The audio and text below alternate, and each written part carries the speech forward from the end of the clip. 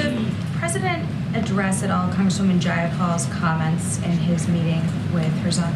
Say that one more time. Did the president have to address Congresswoman Jayapal's comment that Israel is a racist state? What do you mean had to address? Did it come up at all in the conversation with President Herzog? I mean, they're currently having a conversation right now in the bilat. To address it, did it come up in his call with Netanyahu yesterday? I mean, the president has been very clear, right? And I kind of stated this at the beginning. The United States and Israel's relationship is a special one. There's a special bond. There's a commitment, and it is a commitment to Israel's right to exist, Israel's security, and its legitimacy. I mean, that's one of the reasons that the president spoke to Prime Minister yesterday and is having this important meeting with the Israeli president. They're going to have a conversation on how we continue to grow that special relationship. As I just laid out, 75 years of Israel's independence is being celebrated this year, and we think it's important to continue that relationship.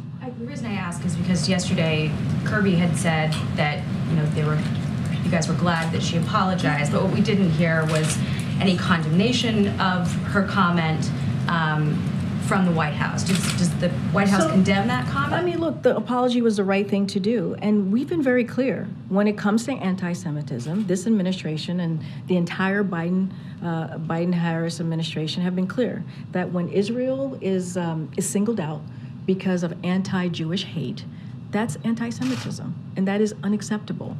One of the reasons, and I just said this moments ago, back in May, the president put forward a comprehensive plan on how to counter anti-Semitism. It is something that is it's first of a kind strategy that we've not seen before, and it is comprehensive and is ambitious. So you already have seen the commitment from this president on how to deal with an issue that we feel is incredibly unacceptable. So we've been clear on our record. We've been clear on speaking against anti-Semitism throughout this administration when we see it. So the White House does condemn that comment? I mean, I just said if any time anti-Jewish hatred is said, that is anti-Semitism, and we find it to be unacceptable.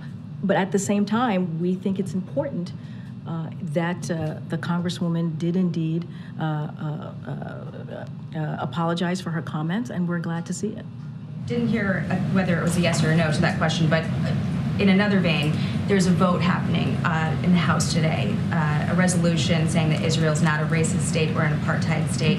Does the White House want to see strong support for that resolution?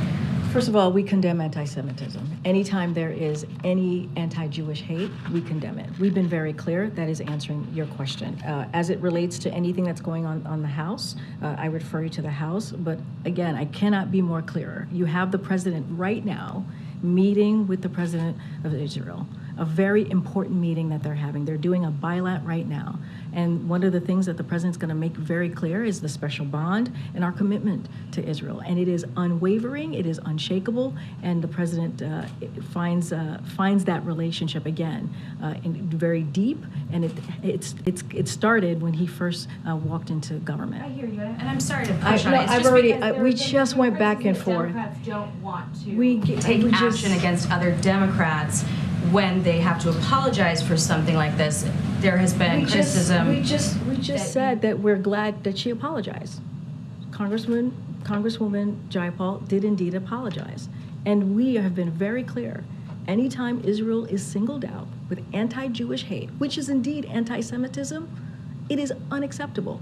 It is unacceptable. You have an administration that has put forth a comprehensive plan to counter anti-Semitism, something that we have not seen in this way from any other administration.